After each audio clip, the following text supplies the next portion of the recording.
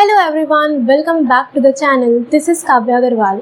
तो आज हम लोग स्टार्ट करने वाले हैं माइक्रो इकोनॉमिक्स का एक और इम्पॉर्टेंट चैप्टर जिसका नाम है कॉस्ट। नाम तो बहुत छोटा है पर इस चैप्टर में बहुत सारी चीज़ें, बहुत सारे ग्राफ्स हैं और कई बार ये चैप्टर डिफ़िकल्ट लगता है, but I will try to make this chapter very very very simple. तो आइए फिर स्टार्ट करते हैं और ये पार्ट 1 होगा इस चैप्टर का, जिसमें हम लोग टोटल कॉस्ट के बारे में बात करेंगे। आइए स्टार्ट करते हैं। हमारे चैप्टर का नेम है कॉस्ट। तो सबसे पहले यही डिस्कस करते हैं कि कॉस्ट का मतलब क्या है। देखो बहुत सिंपल है, हम लोगों ने प्रोडक्शन पढ़ लिया। आप as a producer, as a firm production कर लोगे, सामान बना लोगे, तो उसमें कितना टोटल खर्चा आया उसी को हम बोलते हैं कॉस्ट। ये हमने अकाउंट्स में पढ़ा हुआ है। तो कॉस्ट का मतलब क्या है? It is the total expenditure incurred in producing a commodity. एक कमोडिटी को बनाने में कितना टोटल खर्चा आया उसी को हम बोलते हैं कॉस्ट। वेरी सिंपल, ठीक है। अब देखो इकोनॉमिक्स में कॉस्ट दो चीज़ों से मिलके बना है। कॉस्ट में दो चीज़ें आती हैं, दो टाइप के कॉस्ट होते हैं। एक होता है एक्सप्लिसिट कॉस्ट, दूसरा होता है इम्प्लिसिट कॉस्ट, ठीक है। Explicit cost plus implicit cost is equals to our total cost. अब एक्सप्लिसिट क्या है, इम्प्लिसिट क्या है, देखो समझते हैं। एक्सप्लिसिट कॉस्ट का मतलब ये है कि जब भी आप प्रोडक्शन करने के लिए बाहर के लोगों को हायर करते हो, आप फैक्टर सर्विसेज लेते हो, तो उसके बदले में कुछ ना कुछ पेमेंट करोगे। मतलब क्या है कि अगर मुझे प्रोडक्शन करना है तो मुझे वर्कर्स चाहिए होंगे, वर्कर्स की मैं सैलरी दूंगी, वेजेस दूंगी, मेरे पास से पैसा बाहर जा रहा है, इसी को हम बोलते हैं एक्सप्लिसिट कॉस्ट। इसी तरह से मैंने प्रोडक्शन करने के लिए कोई भी लैंड या कोई भी बिल्डिंग अगर रेंट पे ले रखी है तो रेंट तो मुझे देना पड़ेगा। रेंट दूंगी तो मेरे पास से पैसा बाहर जाएगा, पेमेंट कर रही हूँ, उसी को हम बोलेंगे एक्सप्लिसिट कॉस्ट, ठीक है। तो एक्सप्लिसिट में क्या लिखा हुआ है?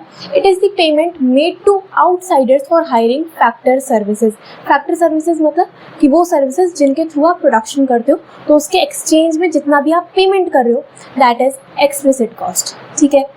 It involves actual money payment. Explicit cost में आप एक्चुअल में बाहर वालों को पैसा दे रहे हो, आपके पास से पैसे का आउटफ्लो हो रहा है, दैट इज एक्सप्लिसिट, ठीक है। अब इम्प्लिसिट क्या होता है? इम्प्लिसिट का मतलब ये है कि अगर मान लो हमने कोई बिल्डिंग रेंट पे ली हुई थी तो मुझे रेंट देना पड़ेगा, तो वो तो आपका एक्सप्लिसिट में आ गया।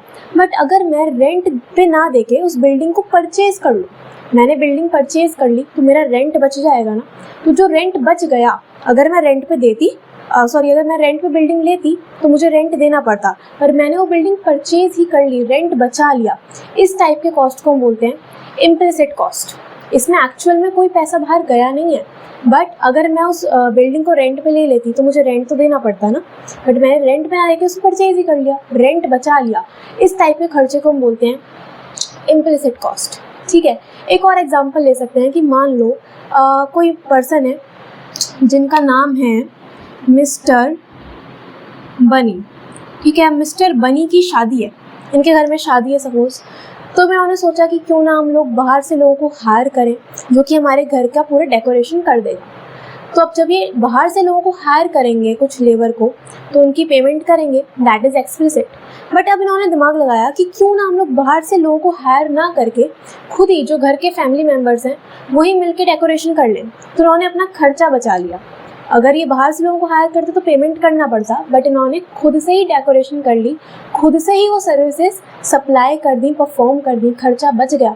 उस टाइप के कॉस्ट को हम बोलते हैं इम्प्लिसिट कॉस्ट, जिसमें एक्चुअल में पैसा आपके पास से जा नहीं रहा, बट इट्स अ टाइप जो कि आपको इकोनॉमिक्स में पढ़ना होता है, ठीक है। तो इम्प्लिसिट कॉस्ट में लिखा है the cost of self supplied factors, कि आप खुद से ही सर्विसेज अगर परफॉर्म कर देते हो, उस कॉस्ट को हम बोलते हैं इम्प्लिसिट कॉस्ट, ठीक है। It does not involve any money payment. इसमें किसी भी तरह का मनी पेमेंट नहीं होता, जैसे कि interest on capital, rent of own land, आपकी खुद की ज़मीन का रेंट जिसका आपको रेंट देना नहीं होगा, दैट इज इम्प्लिसिट। तो एक्सप्लिसिट में एक्चुअल में पैसा बाहर जाता है, इम्प्लिसिट में कोई भी मनी पेमेंट नहीं होती, ये बस cost of self supplied services है, ठीक है।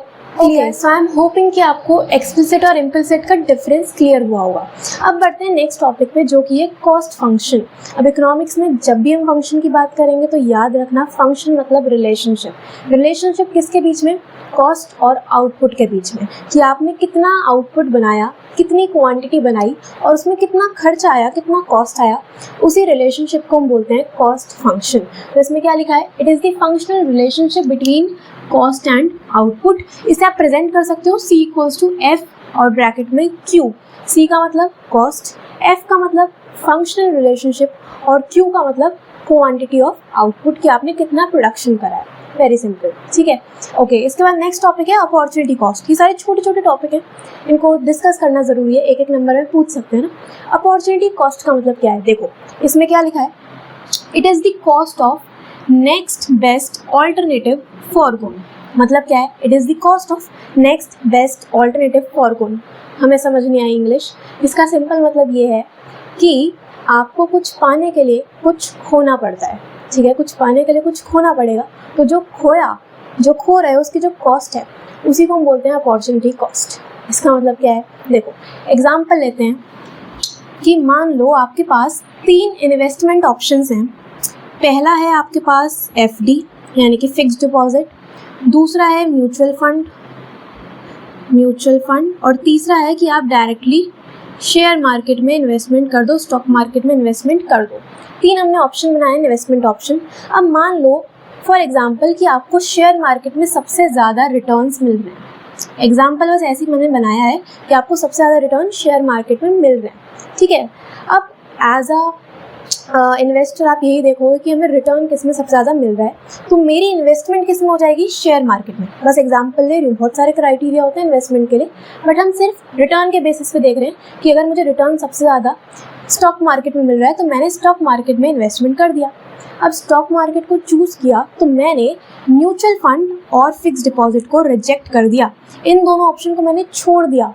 इनसे जो मुझे बेनिफिट मिल सकता था उनको मैंने फॉरगो किया, उसी को हम बोलते हैं अपॉर्चुनिटी कॉस्ट। तो अगर मैंने स्टॉक मार्केट सेलेक्ट किया तो FD और म्यूचुअल फंड मेरे लिए ही क्या है, अपॉर्चुनिटी कॉस्ट है, ठीक है। अब सपोज मुझे सबसे कम रिटर्न FD में मिल रहा था, सबसे कम, ठीक है। इसमें म्यूचुअल फंड में हमें मीडियम रिटर्न मिल रहा था और हायर मिल रहा था आपको शेयर मार्केट में। तो मैंने as a investor share market में इन्वेस्टमेंट किया। इससे अगला बेस्ट ऑप्शन मेरे लिए क्या था, म्यूचुअल फंड। तो यहाँ पे अगर मैं स्टॉक मार्केट को चूज़ कर रही हूँ तो mutual fund will be the opportunity cost, ठीक है। एक और एग्जांपल लेते हैं कि मान लो आपके पास 3 जॉब ऑफर हैं, ठीक है, 3 जॉब ऑफर्स हैं। पहली जॉब ऑफर में आपको पेमेंट मिल रहा है सपोज 30,000 का, दूसरे में 40,000, तीसरे में 70,000। तो ऑफ कोर्स आप सबसे पहले 70,000 वाली जॉब को चूज़ करोगे क्योंकि सबसे ज़्यादा पेमेंट इसी में है। इससे अच्छा नेक्स्ट बेस्ट ऑल्टरनेटिव कौन सा था, 40,000 वाला। तो 70,000 को चूज़ करने के लिए मैंने 40,000 वाले को रिजेक्ट किया, तो ये मेरे लिए क्या है, अपॉर्चुनिटी कॉस्ट है। दिस इज अपॉर्चुनिटी कॉस्ट, जो आपको सिंपल पता होना चाहिए, cost of next best alternative forgone, कि आपका जो नेक्स्ट सबसे बढ़िया ऑल्टरनेटिव था, ऑप्शन था जिसको आपने छोड़ दिया, उसी की कॉस्ट को हम बोलते हैं अपॉर्चुनिटी कॉस्ट, ठीक है। क्लियर, ओके, ये हो गया। अब देखो, अब हमारा मेन चैप्टर शुरू होता है कि आपके पास अब आते हैं टाइप्स ऑफ कॉस्ट, कि हमारे पास कितने टाइप के कॉस्ट होते हैं।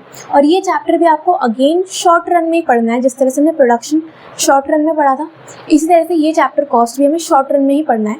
और शॉर्ट रन में आपको पता है कि शॉर्ट रन में आपके कुछ फैक्टर तो वेरिएबल होते हैं और कुछ फैक्टर फिक्स्ड होते हैं। मतलब कुछ फैक्टर को आप चेंज कर सकते हो और कुछ को आप चेंज नहीं कर सकते। तो जिनको आप बदल सकते हो वो वेरिएबल होते हैं, जिनको बदल नहीं सकते, चेंज नहीं कर सकते, वो फिक्स्ड होते हैं। अगेन वेरिएबल फैक्टर पे जितना भी खर्चा आएगा वो होती है वेरिएबल कॉस्ट, ठीक है। और फिक्स फैक्टर पे जितना भी खर्चा आएगा उसे हम बोलते हैं फिक्स्ड कॉस्ट। इसका मतलब क्या है, भी डिटेल में पढ़ते हैं। एक बेसिक आपको आइडिया बता देती हूँ। वेरिएबल कॉस्ट मतलब वो खर्चा जो आप वेरिएबल फैक्टर पे करते हो, जो कि आउटपुट के साथ डायरेक्टली चेंज होता है। मतलब वेरिएबल फैक्टर में एग्जांपल ले सकते हो, जैसे कि लेबर। अगर मुझे प्रोडक्शन बढ़ाना है तो मुझे लेबर ज़्यादा रखना पड़ेगा। लेबर ज़्यादा रखेंगे तो उनकी सैलरी, वेजेस भी आपको ज़्यादा देनी पड़ेगी। तो अगर मैं आउटपुट बढ़ा रही हूँ तो मेरा वेरिएबल कॉस्ट इंक्रीज हो रहा है। आउटपुट और वेरिएबल कॉस्ट का आपस में एक डायरेक्ट रिलेशन होता है, ठीक है। और फिक्स्ड कॉस्ट क्या है? फिक्स्ड कॉस्ट का मतलब है कि चाहे आप प्रोडक्शन करो या ना करो, वो खर्चा तो आएगा ही आएगा, फिक्स्ड है, ठीक है। पहले इतना नोट कर लो, अब इसे डिटेल में पढ़ते हैं कि वेरिएबल क्या है और फिक्स्ड क्या है। नोट करो। चलिए अब देखते हैं नेक्स्ट टॉपिक, जो कि हमारे पास types of cost in short run. मैंने आपको पीछे बता दिया कि शॉर्ट रन में आपके पास 2 टाइप के फैक्टर्स होते हैं, variable factor and fixed factor.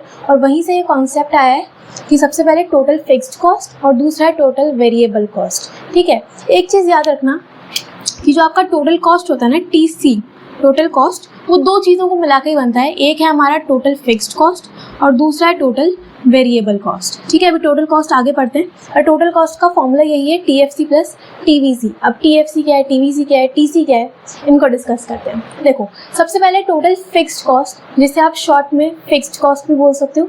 तो TFC और FC is total fixed cost. इसका मतलब क्या है कि एक वो खर्चा जो कि एक बिजनेस को करना ही पड़ेगा, चाहे आप प्रोडक्शन करो या ना करो। आप एज अ बिजनेस अगर कुछ भी नहीं बना रहे हो तब भी आपका ये कॉस्ट आएगा ही आएगा, ये खर्चा आएगा ही। इसी टाइप के एक्सपेंस को हम बोलते हैं, कॉस्ट को हम बोलते हैं टोटल फिक्स्ड कॉस्ट। जैसे कि इसमें लिखा हुआ क्या है, they do not very directly with the level of output. चाहे आप कितना भी आउटपुट बढ़ा लो या कितना भी आउटपुट कम कर लो, ये खर्चा फिक्स रहता है, सेम रहता है। ठीक है, तो ये वेरी नहीं करता। वेरी का मतलब चेंज नहीं होता अकॉर्डिंग टू द आउटपुट। ठीक है, इसके एग्जाम्पल क्या है, जैसे कि रेंट। भाई अगर आपने कोई बिल्डिंग रेंट पे ली हुई है फॉर प्रोडक्शन करना है, फैक्ट्री आपकी चल रही है, वो रेंट पे ली हुई है। अब सपोज आप उस फैक्ट्री से कितनी ही प्रोडक्शन कर लो, आप 1000 यूनिट बनाओ, आप 10,000 यूनिट बनाओ, रेंट तो सेम ही देना है ना। अगर आप फैक्ट्री बंद भी करके रख दो, कुछ बनाओ ही मत, तब भी रेंट तो देना ही पड़ेगा ना। रेंट मना थोड़ी ना कर सकते हो, रेंट तो फिक्स चार्ज है, देना ही देना है, चाहे प्रोडक्शन करो ना करो।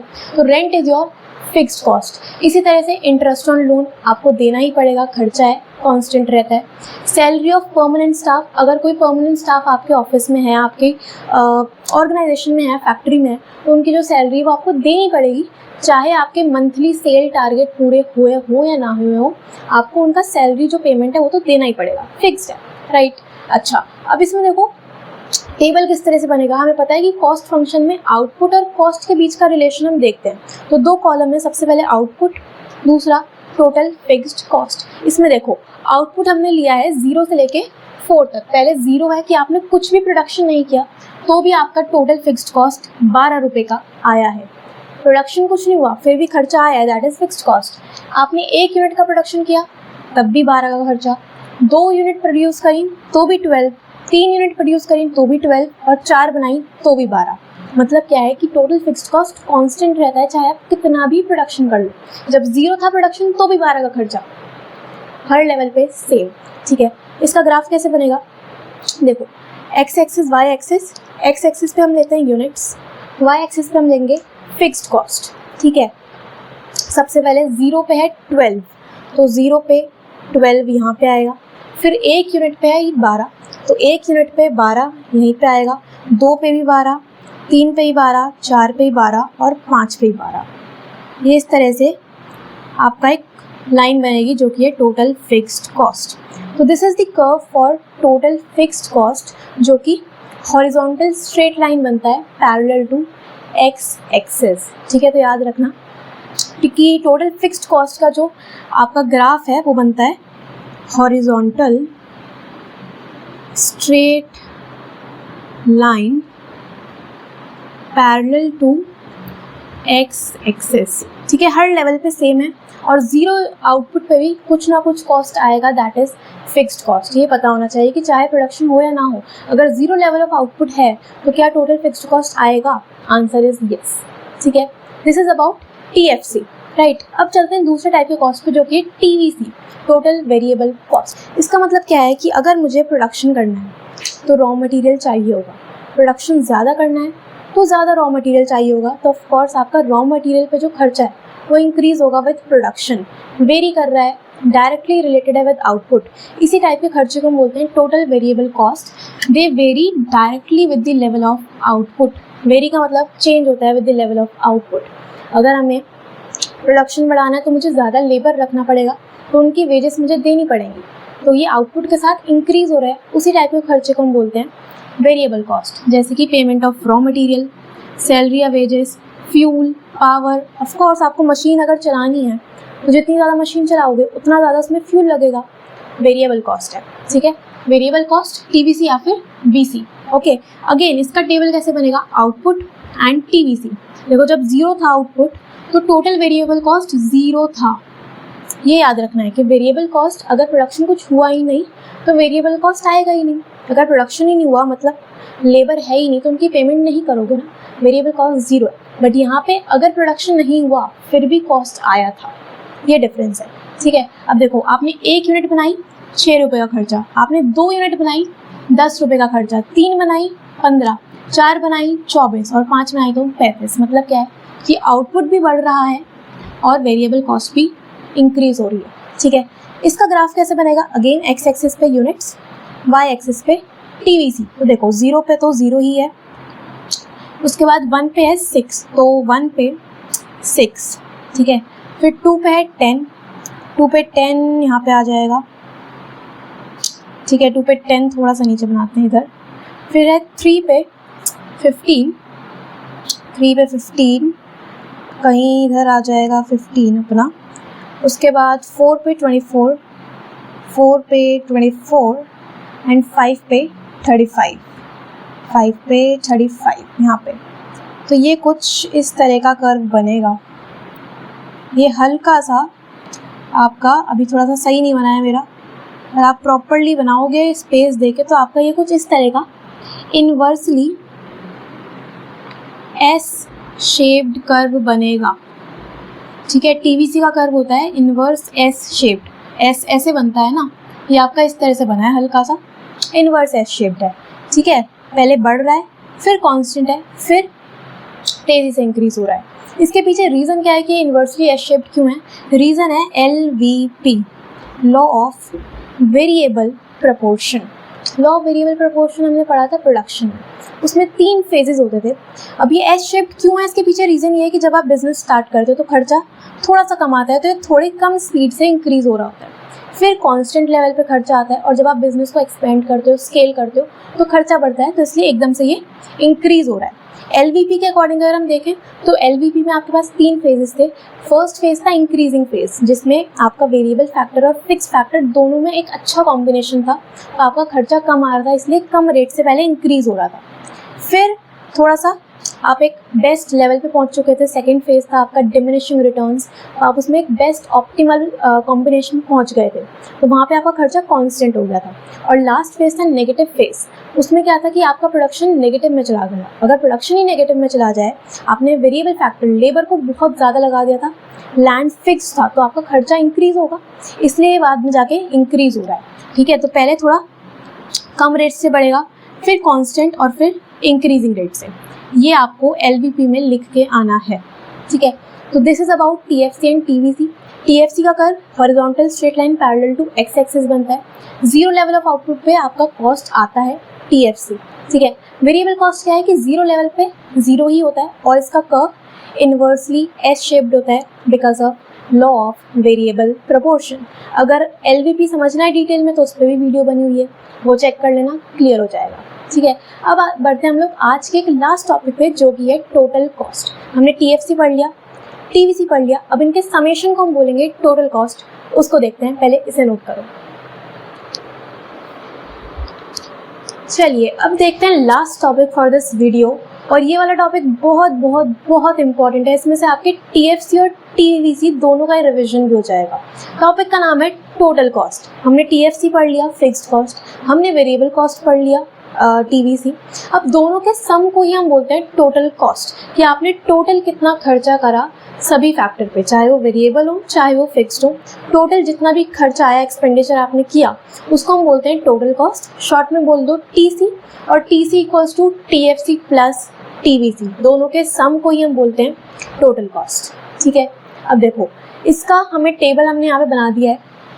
आउटपुट अगेन 0 से 5, TFC वही सेम लिया हुआ है 12 हर एक यूनिट पे। TVC आपका इंक्रीज हो रहा है विद आउटपुट, और TC कैसे आएगा? TC आएगा TFC प्लस TVC, इन दोनों को आपको ऐड करना है। देखो 12 plus 0 12, 12 plus 6 18, 12 plus 10 22, 12 plus 15 27, then 36 and then 47। अब हमें इसे प्लॉट करना है, तो कर देते हैं, बहुत सिंपल। देखो ये एक्स एक्सिस पे अगेन आप यूनिट्स दिखाओगे, वाई एक्सिस पे तीनों टाइप के आपको कॉस्ट दिखाने हैं। देखो सबसे पहले TFC प्लॉट करते हैं।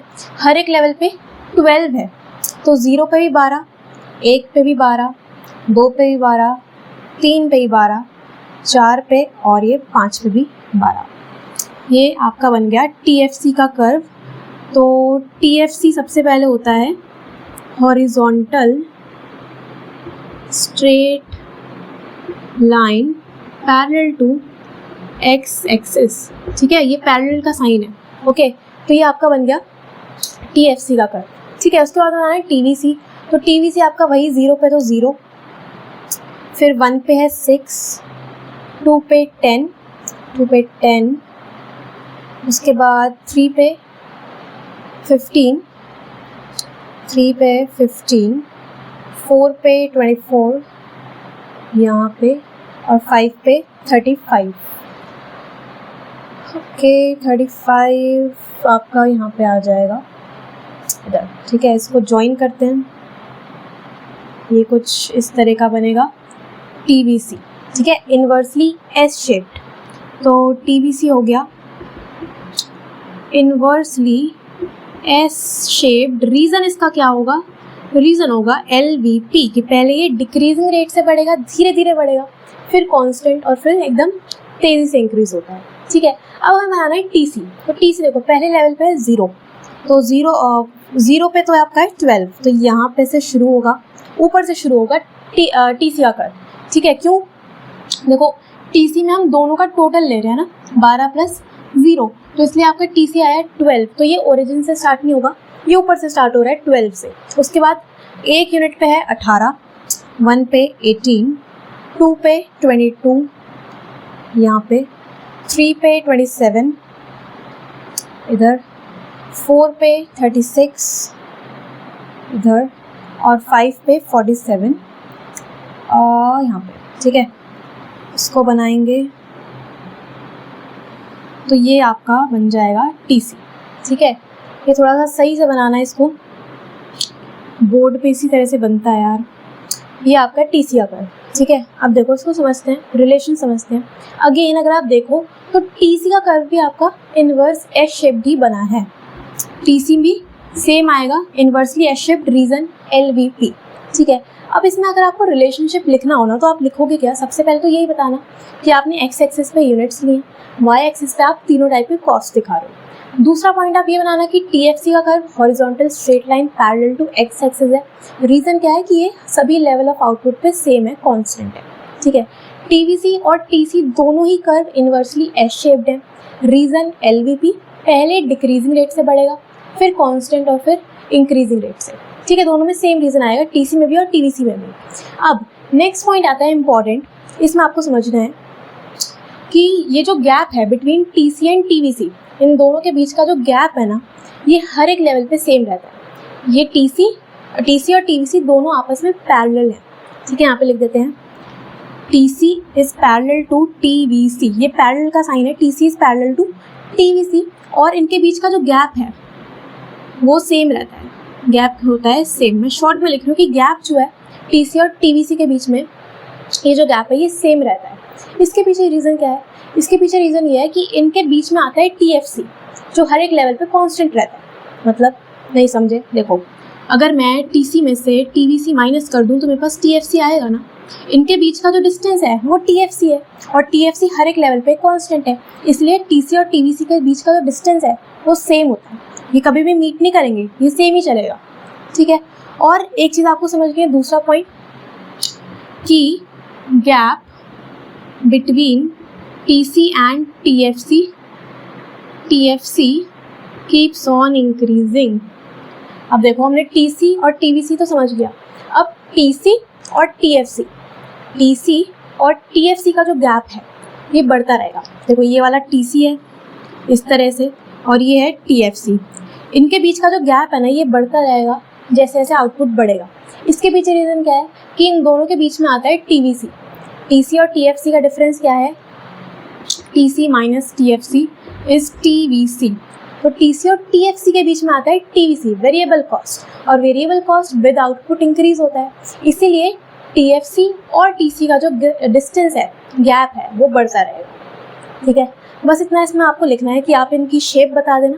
दूसरा पॉइंट याद रखना है कि TC और TVC का जो डिस्टेंस है वो सेम चलता है, ये पैरेलल होते हैं, क्योंकि इनके बीच में TFC आता है जो कि कांस्टेंट होता है।